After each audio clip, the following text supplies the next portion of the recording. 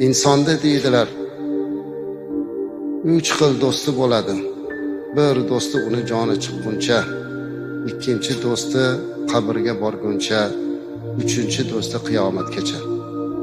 Joni chiqquncha bo'ladigan do'sti qaysi do'st deganlarida, joni chiqquncha bo'ladigan do'st uning moli dunyosi. Chunki olamdan o'tganimizdan keyin moli dunyo bizniki emas. U endi merosxo'rlarki. Qabrigacha boradigan do'st kim? Bu uning farzandlari, aqrabo, yaqinlari. Qabrgacha boradi, lekin uni yog'iga hech kimda had yo'q. Ming yaxshi ko'rsa ham, jonim fido otam, onam desa ham, oxirgi manzili mana shu qabr, amallar sondig'i. Ammo uchinchi do'st bor. Bu do'st qiyomatgacha birga turadigan do'st.